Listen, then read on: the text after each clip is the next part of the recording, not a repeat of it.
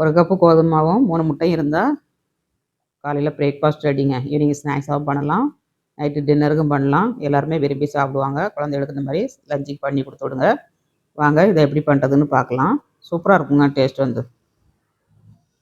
ரொம்ப ஈஸியாட்டு சிம்பிளாட்டு எப்படி பண்ணுறதுன்னு பார்க்கலாம். உப்பும் தண்ணி விட்டு நல்லா பிசைஞ்சு எடுத்துவிடுங்க. கோதுமை மாவை சப்பாத்தி மாவுக்கு பிசைஞ்ச மாதிரி நல்லா பிசைஞ்சு எடுத்துக்கோங்க. பிசைஞ்சு எடுத்துகிட்டு கொஞ்சோண்டு எண்ணெய் விட்டு நம்ம ஒரு 20 நிமிஷம் ஊற வச்சுக்கணுங்க.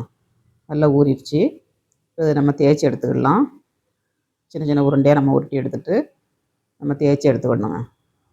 சப்பாத்தி மாவோட கொஞ்சம் கம்மியாக எடுத்துக்கோங்க, ரொம்ப பெருசாக தேய்க்கக்கூடாது. தேய்ச்சி எடுத்தாச்சுங்க. இந்த மாதிரி எல்லாத்தையும் தேய்ச்சி எடுத்துக்கோங்க. கோதுமை வந்து நம்ம ஸ்ப்ரெட் பண்ணி போடும்போது எல்லா இடமும் செதறுங்க. செதறாமல் இருக்கிறதுக்கு இந்த டிப்ஸை ஃபாலோ பண்ணுங்கள். ரொம்ப ஈஸியாட்டு பண்ணிடலாங்க. நம்ம கிண்ணத்தில் எடுத்து வைக்கும்போது வேஸ்ட்டாக தான் போகும். இந்த மாதிரி பண்ணிங்கன்னா வேஸ்ட்டாக போகாது. இந்த டிப்ஸை ஃபாலோ பண்ணுங்கள். இதுக்கு தேவையான பொருள் வந்து பச்சை மிளகாய், கருவேப்பிலை தழை, மல்லித்தழை, வெங்காயம், கேரட்டுங்க.